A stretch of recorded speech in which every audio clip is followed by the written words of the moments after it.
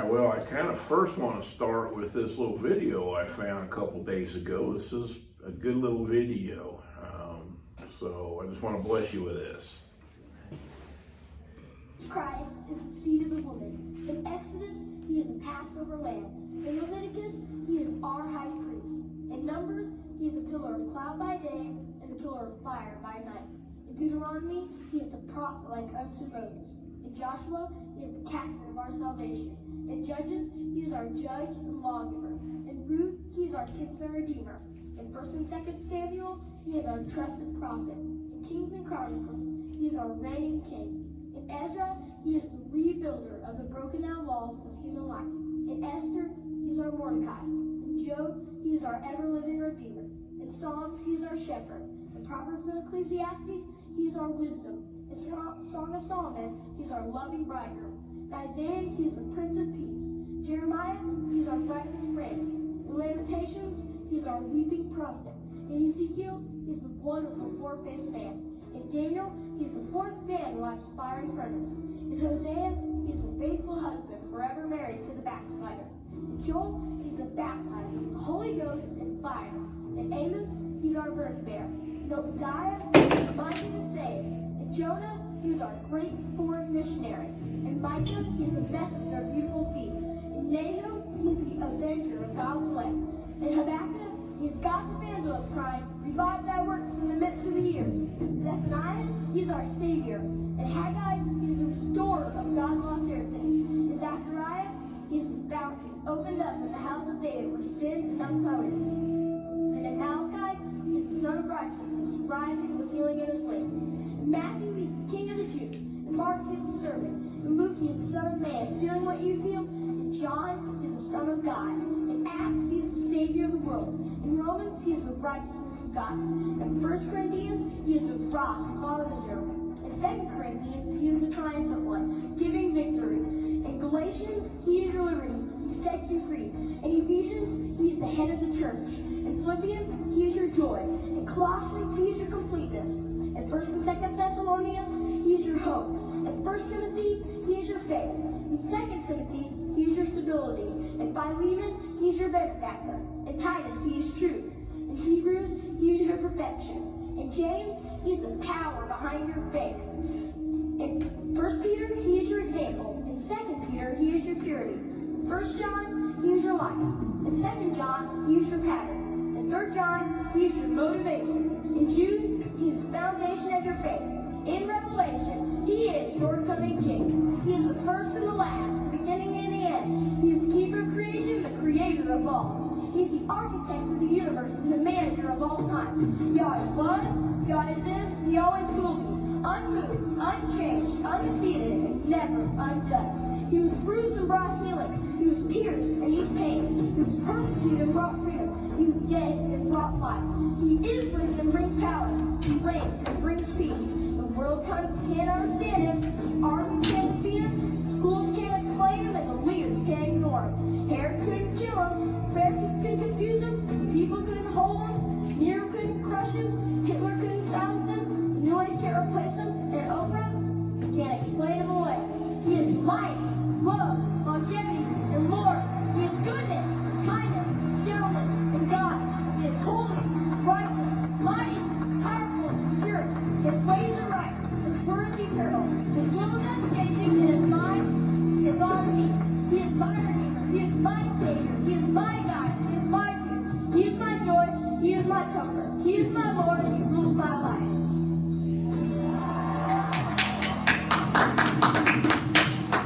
That was really good. Hope you guys are blessed by that. Yeah. Most people have no clue that in 2023, the best way to make money on Amazon is not with physical. Stop. So would you be an atheist? Stop. All right. Now let's go back to my PowerPoint. There we go. We're in Joshua 8 today. That just blessed me. You know, I got chills on my. He's really something. Yeah. He's great. Yeah. So. Won't run down. Huh? I said he wasn't running down. Yeah, that was good.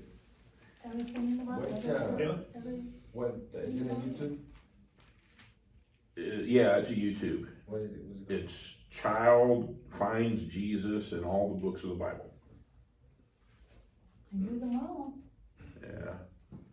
So, anyway, I just thought that was really cool. It was cool. Okay, well, we're gonna be looking at the fall of Ai today, and Joshua 8. Do you want me to read 30 verses, or do I have 3 people that'll read 10? I'll read. Okay, you got 1 through 10, who's got 11 through 20? Do 11 through 20. And who's got the rest of the 9 verses? I'll do it. You'll do them too? You do both of them? The 20. You got 11 through 20? And who got 21 through 29? Okay, yeah. Who's got the last set? I'll do the last one. That'll work. Okay, go ahead. Then the Lord said to Joshua, "Do not be afraid, do not be discouraged. Take the whole army with you and go up and attack Ai. For I have delivered into your hands the king of Ai, his people and his city and his land. You shall do to Ai and the king as you did to Jericho and its king, except that you may carry off their plunder and livestock for yourself. Set an ambush behind the city." So Joshua and his whole army moved out to attack Ai. He chose 30,000 of his best fighting men and sent them out at night with their orders. "Listen carefully. You are to set an ambush behind the city. Don't go very far from it.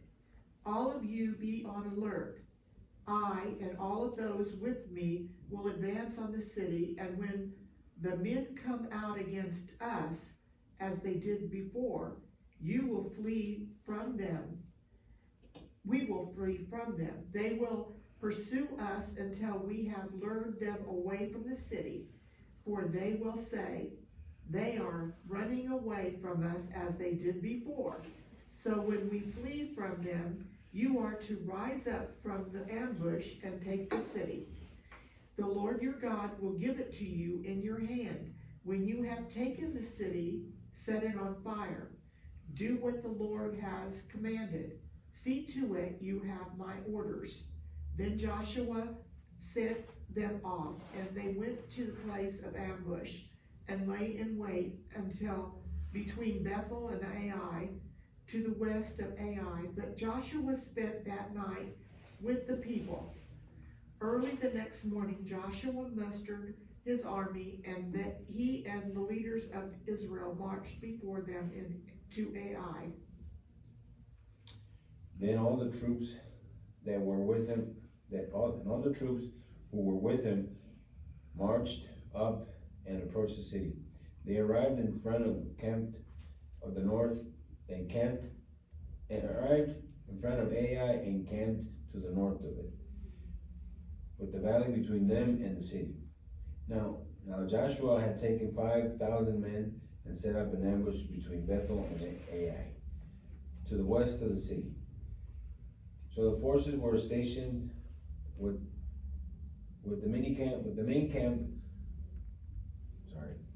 to the north. Let me start over. Now Joshua had taken about 5,000 men and set up an ambush between Bethel and Ai, to the west of the city. So the forces were stationed with the main camp to the north of the city, and the rear guard to the west of the city. And the night Joshua went into the valley. And that night Joshua went into the valley. When the king of Ai saw the Israelites,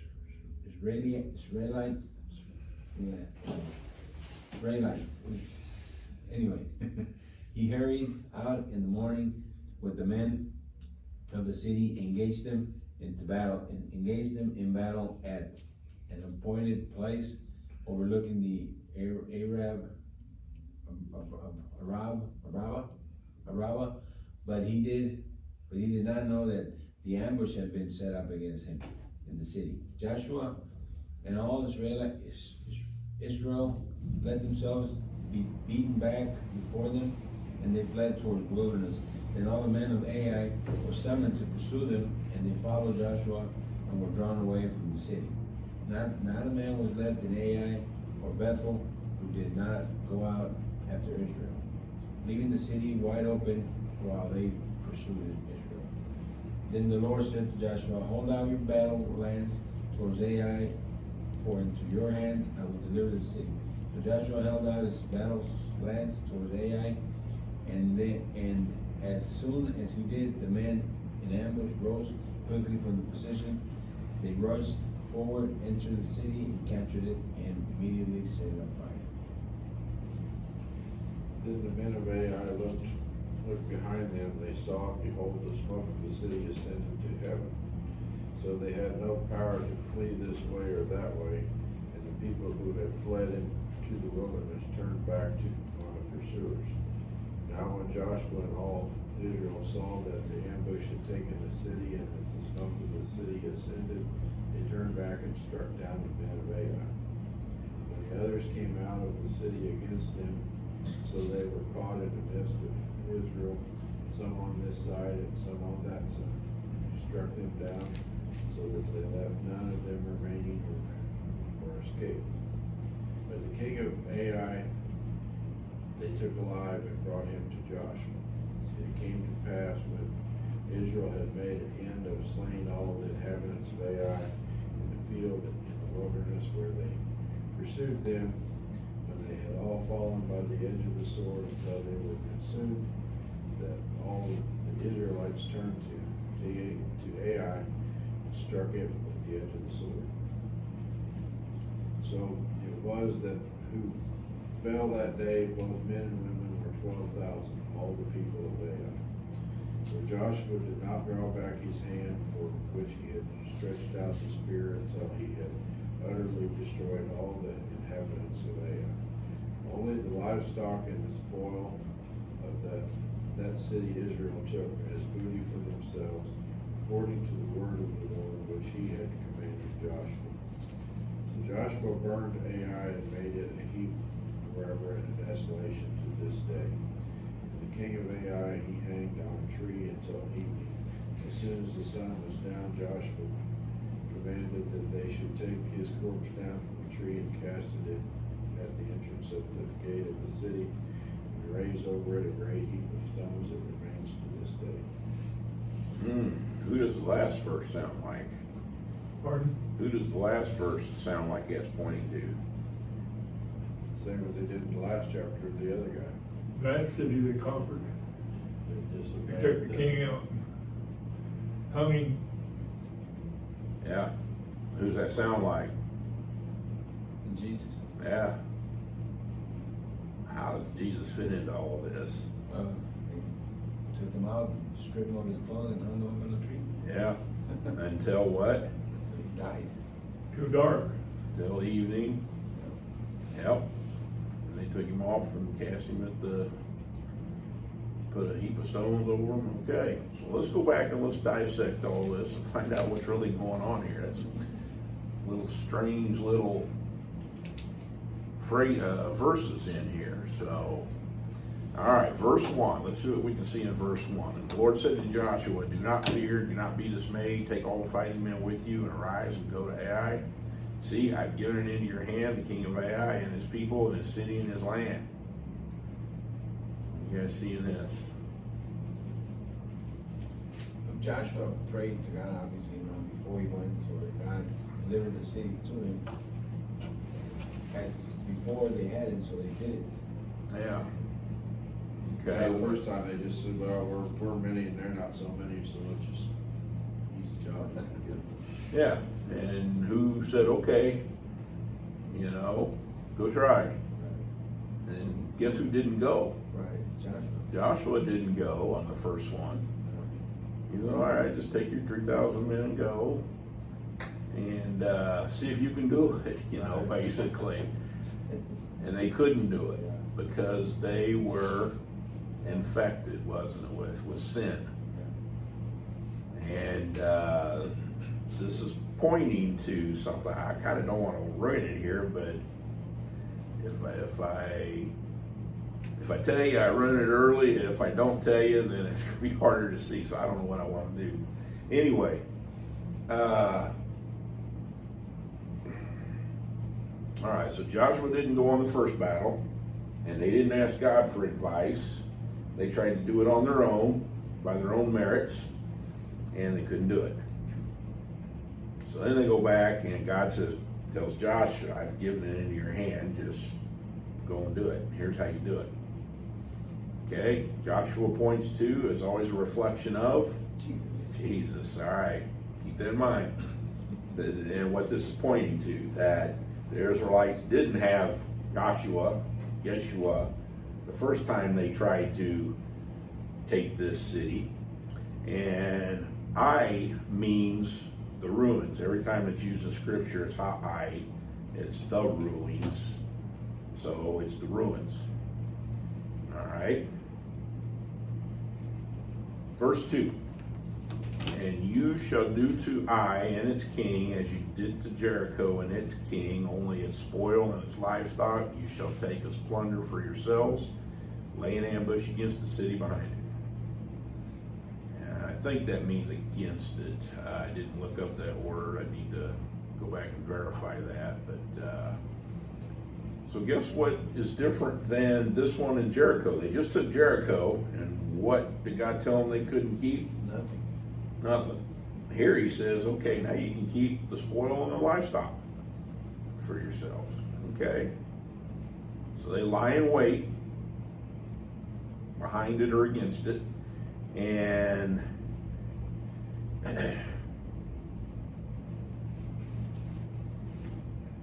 you know, this reminds me of some verses that Moses gave them. Let me read these to you. Deuteronomy 7:24-26. It says, Moses is telling them, and he will give their kings in your hand, and you shall make their name perish from under heaven.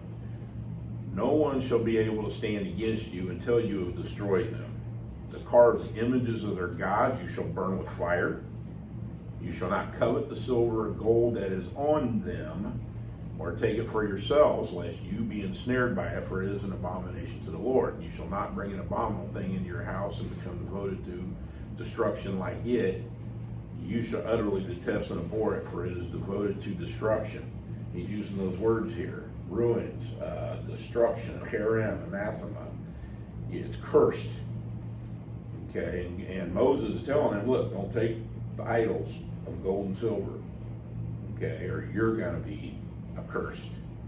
And Deuteronomy 13:17, it says, none of the devoted things you shall stick to your hand, that the Lord may turn from the fiercest of his anger and show you mercy and have compassion on you and multiply you, and swore to your fathers, if you obey the voice of the Lord your God, keeping all his commandments, I am commanding you today, and doing what is right in the sight of the Lord your God.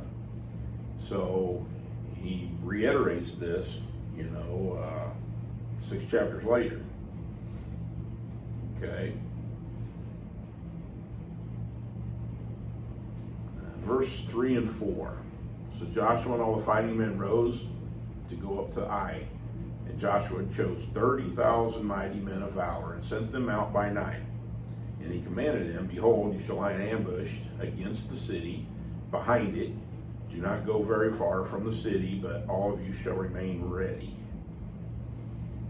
What do you guys see here?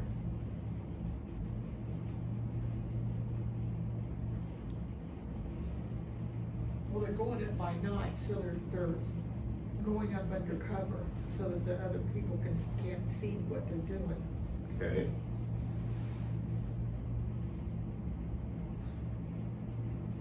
But it's also, the whole thing is like a strategy that they didn't have before. Okay. Well, if God is with them, there's no need, for strategy, but I don't think they should hide. Well, if God was with them, I don't think there's a need for hiding. And where's AI on there? Okay. They have dug up Ai. They know where it's at now, and they have found it. They used to think it was, well, that was working earlier. It's working, but it's not showing up on screen. Right. I test all my equipment out before I get started to make sure it's all working, and I didn't put it on the screen, so let's see if this one works. It works, but it's not on that screen. Don't work on the screen, isn't that wild? Okay, Intel, the Tel, is what they originally thought it was, and El Beret. You got to remember, these are, I think, the way Muslim people say these words, because it's in the West Bank area, and these are noted by them living there, so they use their language. But Bethel is El Beret, that's where it was, and I is east. Well, they thought it was at Tel, but they now know that it's Kira El Maktir, is how you say that, okay? This is what it looks like, okay? This is at Tel, where they thought it was, but it's actually here. That's where I is, and Bethel is behind them, okay? And from that place, Bethel and it's a high place, it's way up there. You can see Jerusalem from there. You can also look north and see Mount Hermon with snow on it, and that's the northern part of Israel. So from this area, you can not only see the farthest part of North Israel, you can see all the way down to Jerusalem. Okay, here's the diggings that they were doing, and here's just a aerial shot of what it looks like. If you look north, way up there, you can see Mount Hermon. That's the very farthest northern part of Israel. And where's the valley that he was talking about? The valley he's talking about is right here behind. He put 30,000 to the north, and there's a little valley that runs right down through here. You can see it; it's shallow. And then back here is a hill that he put, I think, the 30,000 behind. And then he comes down here with the 5,000 between Bethel and I. There's a hill here, and I'll show you what that looks like. There's just another, how far Jericho is from Ai, how they go up to there. And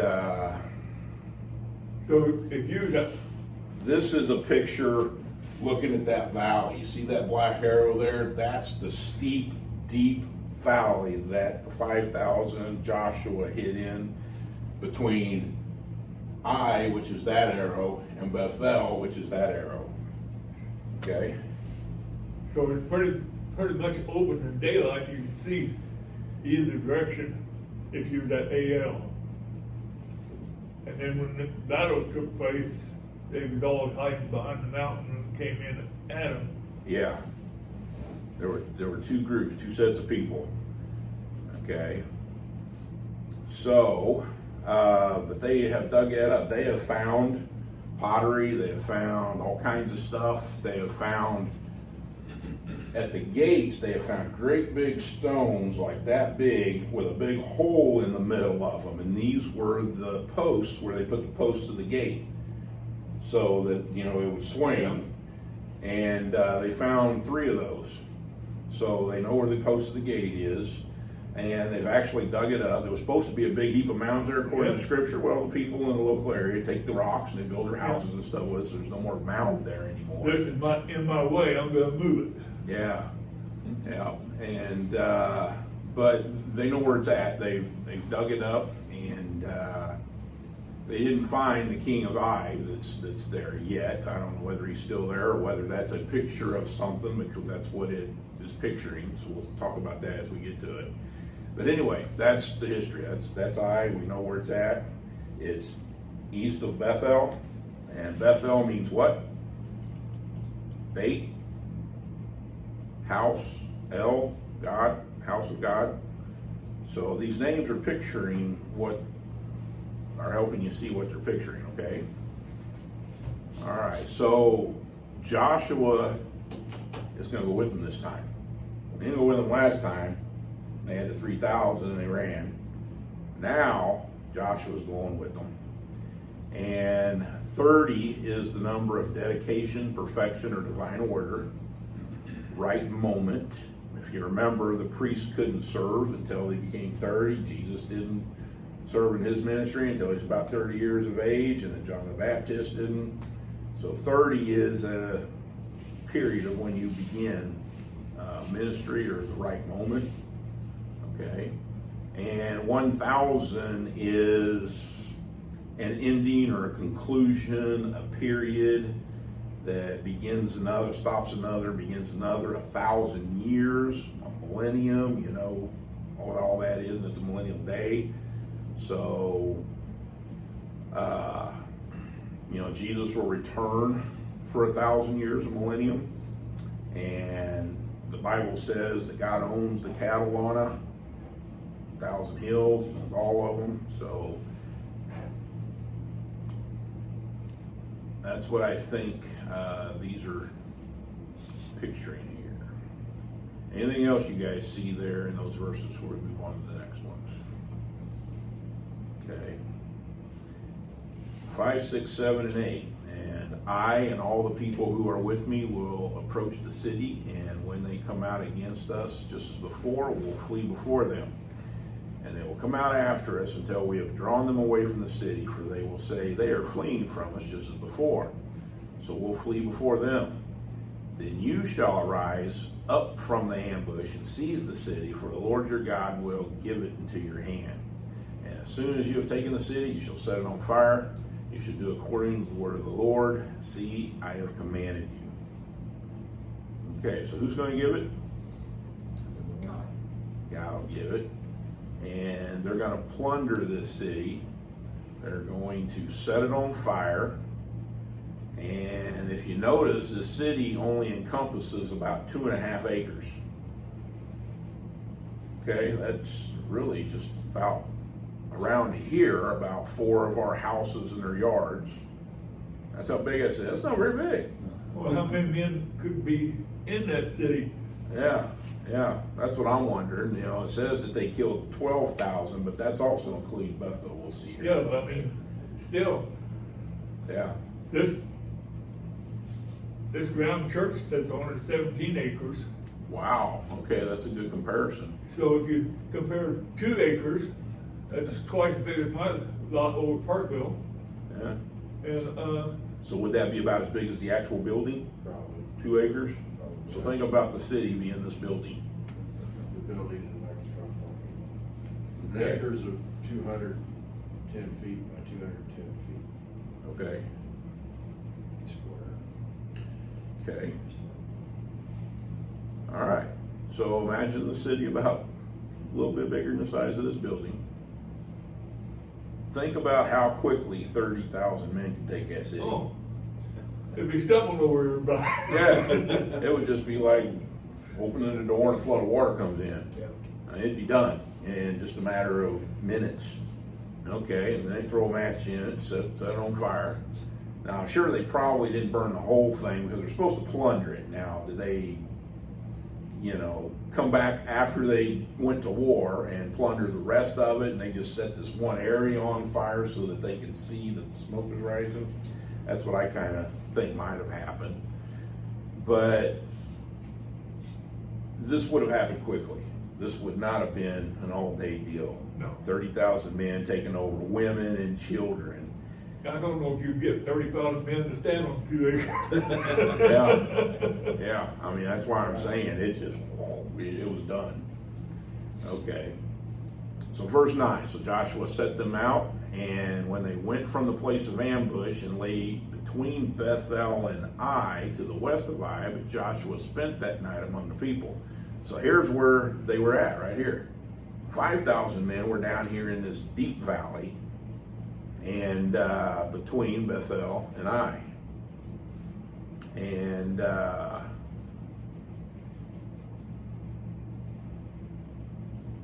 you know, this is a place of waiting for Ai to be taken, to be overcome and destroyed. And here they are between Bethel and Ai. okay? Ai means the ruins.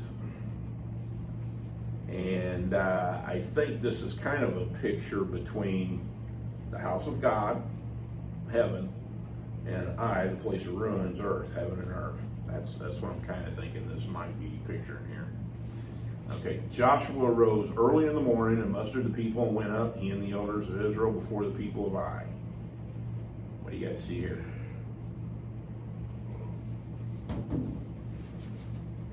Josh was back with the lad he was before, so. Joshua arose early in the morning. Does that sound like? Jesus. Sound like Jesus. When Jesus rose, when Yeshua rose early in the morning, he defeated something, didn't he? Yeah. He defeated death. He defeated sin on the cross. And mustered the people and went up, and he and the elders of Israel before the people of Ai. Okay, anytime you read the words in the Bible, he rose early in the morning, it'll always be followed by something that happens, okay? Something significant that happens. Joshua, I think this is the fourth time, maybe fifth time in Joshua. They arose early in the morning, they crossed Jordan, they rose early in the morning, they went to Jericho, they rose early in the morning, okay? And did something significant. And this is what's happening here. Okay, verse 11, and all the fighting men who were with them went up and drew near before the city and encamped on the north of Ai, with a ravine between them and Ai. So here they are on the north. I know you can't see it in this picture, but I showed you in the last one how the hill was to the north of Ai. It was a steep hill that they kind of hid behind, and then there was a ravine between them. Okay, and that ravine is, you can't really see it here, but it's kind of down by that White House over there. That's where it kind of starts and goes around, but they were actually to the north on behind the hill over there, I believe. Okay. Verse 12, he took about 5,000 men and set them in ambush between Bethel and Ai to the west of the city, where the second middle arrow is. 5 is the number of what? Man, Grace. 5 is the number of grace. And if you times that by 1,000, it means completion or end. So there's coming a time when God completely is going to give us this, isn't he? And Ai will be taken, the ruins will be taken, and give us grace. Okay, it's also, I can see in here, the Jubilee. Jubilee is a picture of what? Giving everything back in 40 years. Yeah, redemption. 50 is redemption, so 50 times 100, you know, it's whatever you want to do with that. Okay. And verse 13, so they stationed the forces, the main encampment, that was north of the city, and its rear guard west of the city, but Joshua spent that night in the valley. So it looks like he went ahead and stayed, Joshua, in the valley, but he sent the 5,000 up in that little ravine and was waiting for morning for Ai to wake up. Okay, the rear guard is actually called Akebo, and it means heel. So the heel of his troops. And I think that's really, it kind of points to the hill going all the way down into that valley. Well, that kind of reminds me of that little salvation picture when we witness to people and we say, there's a big chasm between you and God, and then somebody came and died for you, and the cross goes between those chasms, and that's what connected. I think that fits this picture right here. That understanding, because that's what Jesus did for us. He connected heaven and earth. He connected Bethel and Ai. He connected the ruins to heaven because he conquered the ruins, okay? You have something? Well, I was going to say, and don't take anything, is what I mentioned in the other previous battles. In this one, you had the parameters of the battle. Right. Yeah, this is a picture of you getting what's in the kingdom, isn't it? Yeah, that's a good connection. We are going to reap the benefits of the grace that God has given us. The 5,000, basically. The 5,000 are going to bring these people out. And the 30,000, I believe, are back there on that high hill with their heads looking over, watching everything that's happening. There's no one. They're sitting back there cheering. Well, when you stand on a mountain, I was looking up this stuff on the internet and trying to put myself in this place, but you can stand on that mountain and you can see Jerusalem, you can see everything that's going on down there, okay? You got a helicopter view Yep. of what's going on, and you can see what's going on just by peeking your little head up over the horizon there. And, No bigger than that city is. 5,000 men had trouble standing on 2 acres of ground. yeah, that's probably why it says that he sent them up, but the hill went all the way down. So I'm kind of thinking that's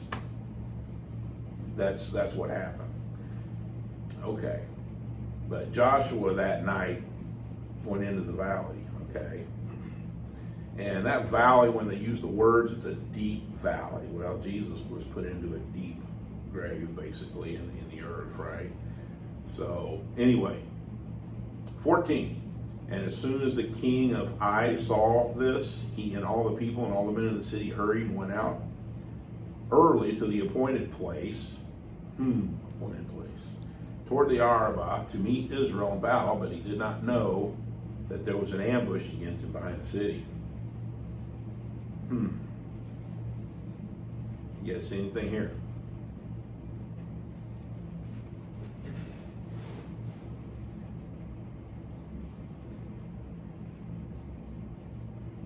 Okay, and appointed place towards the Arabah really kind of, when you translate it in English, just before the plain or the pledge.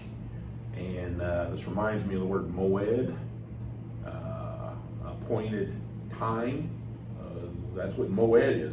And all the way back when God hung the sun, moon, and stars in Genesis 1, he said there'll be for you times and seasons and years and days. The word seasons that they translate moed is appointed times. These are for the appointed times. They were supposed to look at the moon, look at these, and show when you're going to hold your feasts. God said, be in Jerusalem during these feasts. Okay.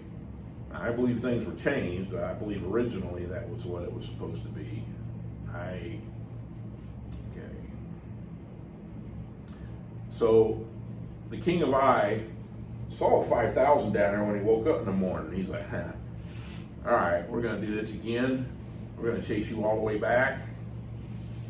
So he gets up, musters his people, and start chasing, but he didn't know about the 30,000 that was up on the hill, right?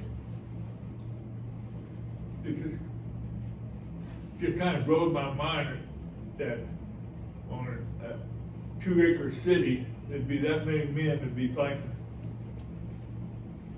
out of that city. Yeah, I know what you're saying, Bob. You probably couldn't even fit that many standing up in there, let alone having houses and, you know, I understand what you're saying. And I wrestle with, That'd be like an apartment, like, 7 stories and stuff like that. I don't know if they Yeah. have that back then. Well, but their rooms were pretty small because they were cutting all the rocks by hand. So yeah. they weren't building 6,000 foot mansions to live in. That's true. That's Is true. there a possibility that could be an error? No. That's not even in my vocabulary when it comes to God's word. No, I mean, like somewhere along the line when somebody had copied it, instead of 2 acres, maybe it was really something like 20. Well, we found it.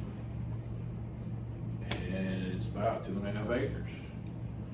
So what we have to do is remember that God is showing us stuff in these things, and when something stands out of place and you're like, that doesn't even make sense, there's something significant going on there that we need to pay attention to. You remember when they came across the Jordan and they were circumcised? Who circumcised them?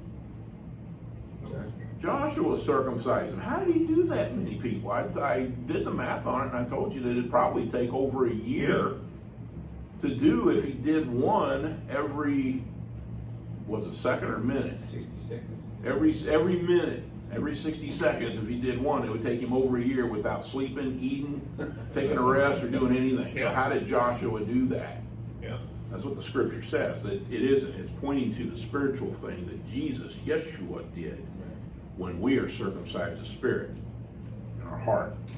And that's what we need to start gaining our minds to. This doesn't make sense physically. What is it spiritually showing? Because it doesn't make sense. The math here doesn't. Okay, but God uses the numbers and the words to show us what this is pointing to, and I think this is pointing to 5, grace. And just remember that 5 is always grace. You have to take it, you have to receive it. Okay? 15, 16, 17. And Joshua and all Israel pretended to be beaten before them, and they fled in the direction of the wilderness. So all the people who were in the city were called together to pursue them, and as they pursued them, they were drawn away from the city. Not a man was left in Ai or Bethel who did not go out for Israel. And they left the city open and pursued Israel. Wow, what do you guys see here?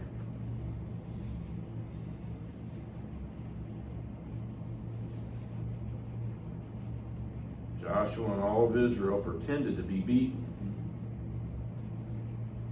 Well, that was their plan. I mean, That was the plan. draw them out of the city, Okay. and out of the walls, Yep. And it worked. wall.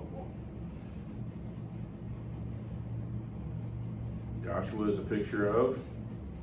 And I guess Yes. AL figured he could go out there and wipe them all off and be done with it, wouldn't have to mess with them no more. Yeah. Well, that's what happened last time. Yep. Yep. They beat them back, so because last time was a decoy. Yep. So Joshua is a picture of Jesus. He looks like he was beaten, doesn't it? When he died. Okay. So have your wheels turning. Even the devil sang victory.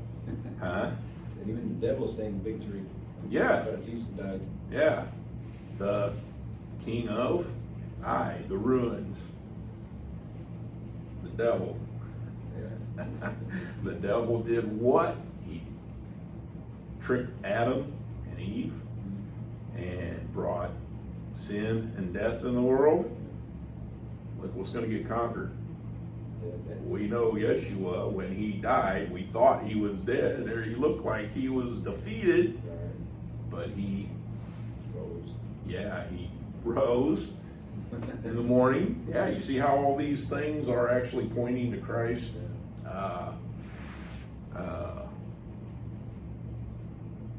Conquering the ruins for us, and what ruins is picturing. All right. Now, something that's weird here is it says 17, not a man was left in Ai or Bethel. So evidently Bethel came out and started whooping on them too, or thought they were going to. So part of that 12,000 is probably part of Bethel. It's gotta be. I mean, Because you never know, the two kingdoms might have had some sort of an alliance if we're attacked. Yeah. Yeah. Okay. Now, if you go to Judges 1, it'll tell you that Bethel was overthrown, and if you go to Joshua 12:16 later, it'll tell you that the king of Bethel dies. But evidently Bethel was taken here also. It just isn't reported until later, but it gives you a little clue here that not a man was left in Ai or Bethel. So Bethel means what? House of Ruins. El God. So, what is this picturing? Huh? The Garden of Eden. Yes, Or heaven. yes. Originally, the Garden of Eden, man sinned, and which way were they cast? East, to the ruins. You got Bethel, and to the east of Bethel is Ai, the ruins. And the Jewish people had the temple. And which way did that thing face? To the east. Okay. The curse, this is a clue right here that Jesus Christ was actually crucified on Mount of Olives east of the temple, the house of God. And we're missing this. This is why I'm saying, people think I'm nuts when I say this, but the patterns are telling you, okay, that God cast Adam and Eve out east. He put an altar there. He had Bethel Ai. That's what this picture is showing, and Ai is conquered. And then you have the temple. And he said, set it up, and then outside the camp, you're going to put an altar. Now, all sacrifices have to be done before the Lord, which is to the east. Okay? I'm totally convinced that he was crucified on the Mount of Olives, not at these places they take you to in Jerusalem. Okay? The patterns fit. So you got 3 patterns there. This is showing you this. All right.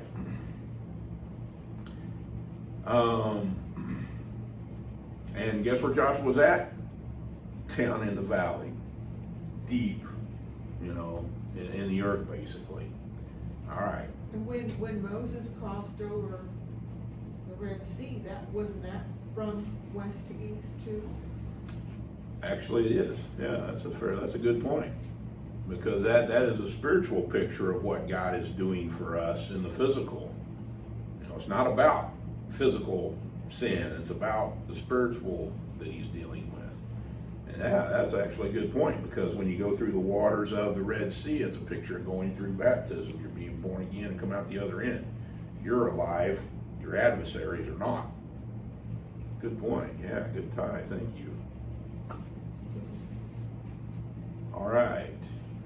Verse 18. Then the Lord said to Joshua, stretch out your javelin that is in your hand toward Ai, for I will give it in your hand. And Joshua stretched out the javelin that was in his hand toward the city. What do you guys see here? Who's Joshua? Huh? Attack. Attack, okay. The Lord said to Joshua, the Lord said to, what's another name? Yeshua. Stretched out the javelin. A javelin it's called a kidon. And who else stretched out their hand and something happened? Moses. Both. Moses stretched out his hand over the sea. I don't know whether he did it like this or whether he did it like this. I think it was like this, because there's a picture there. Struck the rock. Yeah.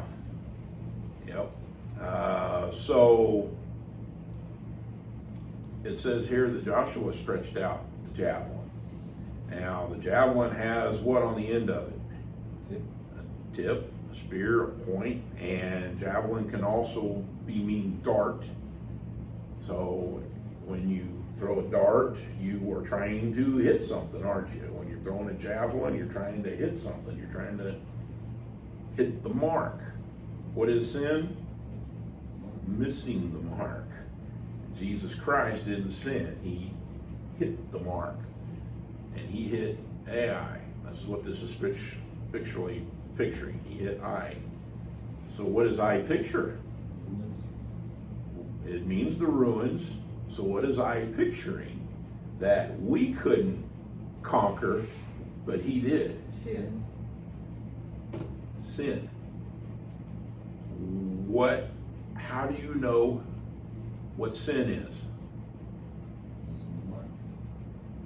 You missed the mark and you know you sinned, but how do you know what sin is? Go to Colossians, let's go to Colossians 2:14. Would someone read that? Actually, Romans 7:9. Somebody reads Romans 7:9 first.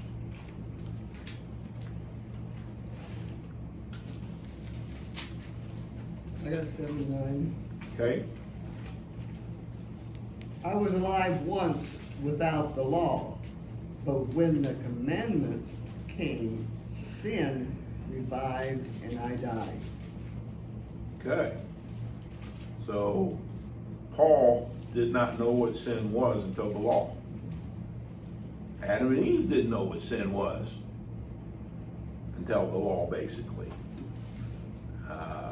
They can do anything, just don't eat of the knowledge of the fruit of good and evil, the tree of good and evil. And they did. And then they knew that they had sinned. Okay, Colossians 2:14, would someone grab that?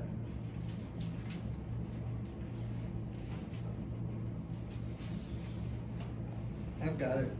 Okay, Having wiped out the handwriting of requirements that was against us, which was contrary to us, and he has taken it out of the way, having nailed it to the cross. How do you see why that last verse was in there later? We're gonna look at here next week. I is a picture of what? Joshua didn't go with them on the first trip. The Israelites tried to conquer Ai by themselves and they couldn't do it by keeping the law. Okay, they can't keep the law. And God had to let them see that you can't do it. You got all these rules and regulations and you can't keep it, but you need somebody that can. That somebody is Yeshua, pictured in Joshua. When he comes, stretches out his hand, he hits the mark that we can't hit. He conquered sin. He conquered the law. Isn't that amazing what's there? Wow. Yeah, I'm blown away. I'm blown away. All right, so he stretched out his hand toward the city. Jesus Christ is over there, I believe, on the Mount of Olives, stretched out his hand toward the city. And he conquered sin. He took the curse, anathema, herem, that was on this city, and that was on Israelites because Achan, Adam, brought it on the city and on the people. Here Jesus took it away. Wow. Now, when they said there wasn't a man left, are they talking about the physical man, or are they talking about the whole families and all was wiped out? What verse are you talking about? 17. 17. Not a man was left in Ai or Bethel who did not go out after Israel. Yeah, So every man went out after Israel. but And they left the city open and pursued Israel. So they're still alive at this point.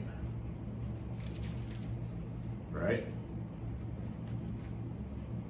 When they say that, not a man remained in these two cities that did not go after Israel, are they speaking of primarily the fighting men? that's what I'm Like asking. maybe there were some older men or crippled men or young men too young to fight.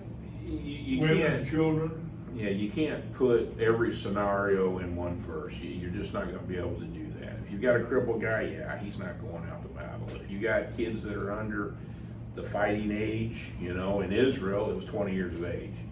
Them, maybe they had them out there at 18, I don't know. Well, But, earlier it says in one of the battles, they wiped out everybody, yeah, women, children, everybody. yeah. But here it don't mention that. They just said the fighting men. Not here, and they don't even really mention Bethel here, really. This is a little clue. They just threw Bethel in here. And they went out too. And you don't read about this until Joshua 12, that actually Bethel was taken also. And you don't read it again until, what did I say that was? Judges 1, where it says Bethel was overthrown. So here is a little clue that when Joshua takes Ai, the ruins, the law, guess what comes with it? Bethel, which is the house of God, which is what? The temple. It's done. But guess what? The Jewish people are still want to worship at the temple. But Jesus Christ told the woman at the well, there's a time coming.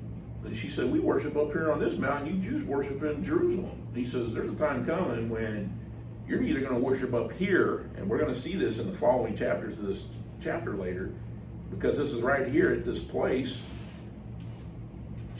She says, you're either going to worship here or in Jerusalem, but we're going to worship in spirit and truth.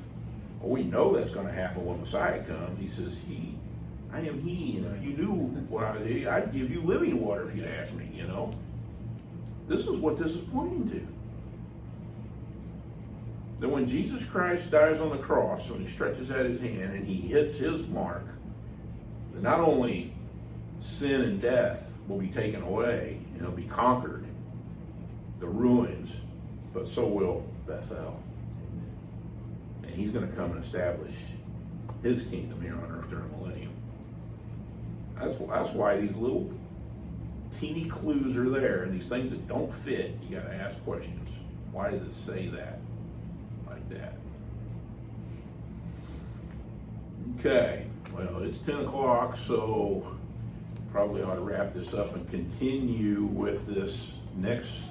I don't know whether I'm going to do Shavuot next week. I've got to study for Shavuot, which is Pentecost. So I might do a teaching on Pentecost next week, which is next week, okay, on my calendar. So I might just do that and then deal with the rest of this story after that, or I might deal with the story. It just depends on what I feel like. I got to see where God leads me, okay? So would anyone like to close us in prayer?